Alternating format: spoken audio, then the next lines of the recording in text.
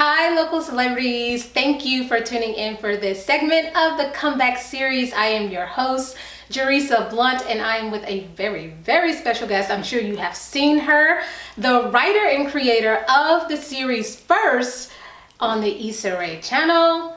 Hi, Jahmela. Hello.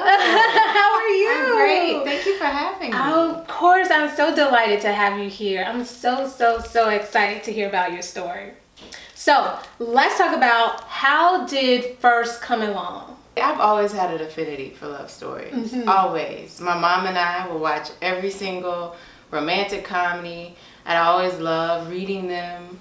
And I moved to LA as an actress and just wanted to create something that I wanted to see done and also give myself an opportunity and others to play specific roles that I think that we just need to see and have more opportunity to do. So First just started, it was a download. It came to me pretty quickly, and so quickly that I didn't trust what I had initially. I wrote it as a short film at first, and it wasn't until I shared it with a few other friends and filmmakers that I realized that it was something that I needed to move forward with.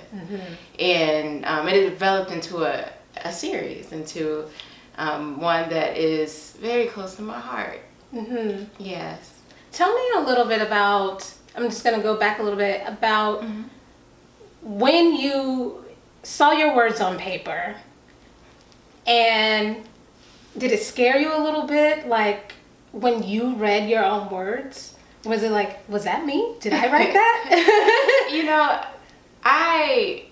this project, it was actually the second project that I had written. The first one scared me. It was a project called Tula, which we shot in Cape Town, South Africa a few years ago. And I wrote it and produced it and starred in it. And I hadn't intended on writing it.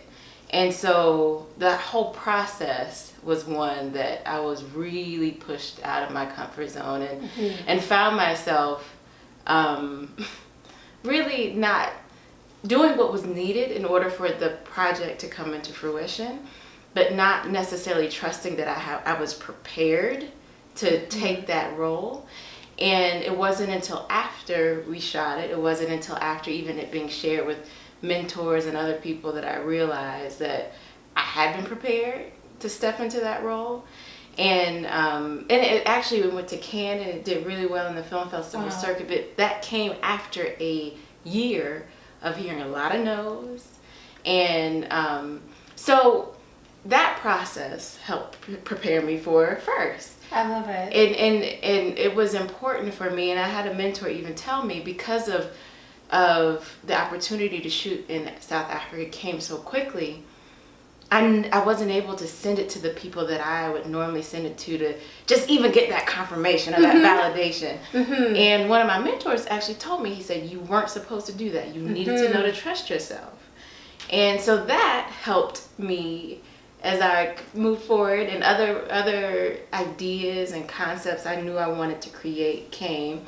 It allowed me to move forward with more confidence. Yeah. And even with that experience, I still had that moment of, wait a second, now this is here. Right. This came very quickly. Right. You know, and that has been for me a good lesson in just trusting where you are in the process, and when something is given to you, to trust that and to move forward confidently. I have always been a good student, and sometimes that can be a trap. I think it's a wonderful thing. Whatever craft, whatever you do, you work very hard at it, and you work to do your best and really master it. But at the same time, it's important to know when it's time to step out, to leap. Exactly. Take everything that you learn and then step forward. And it's so true, because some people can get stuck at that level of just being a student and never having the confidence to step out. So when you were in training, I'm going to call it, and you were hearing no after no after no, what made you keep going? I just, with specifically for Tula, that year, sometimes it takes sometimes you have to look back to really appreciate the journey, because I needed those no's. And I continued with a knowing, although what I was seeing and hearing wasn't what I know I was already told.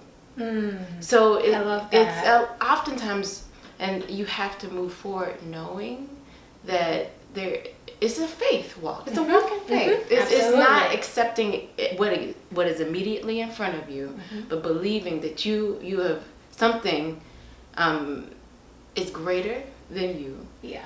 That you have, especially when you have received something, and whether your dreams, with the things that are on your heart, are things that are placed there for a reason, for you to fulfill.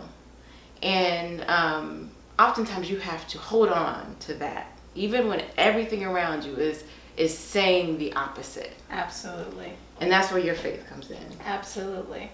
And it's just really, really listening, because he will make it clear. And oftentimes comfort can keep you from listening and being obedient when he is speaking. Yes. And that's not always the case. Yeah. But it is easy to find yourself becoming comfortable and complacent in an area that was meant to be temporary.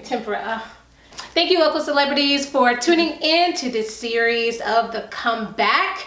Please come and see us next week, where we will be inspiring you to take your setback to a comeback.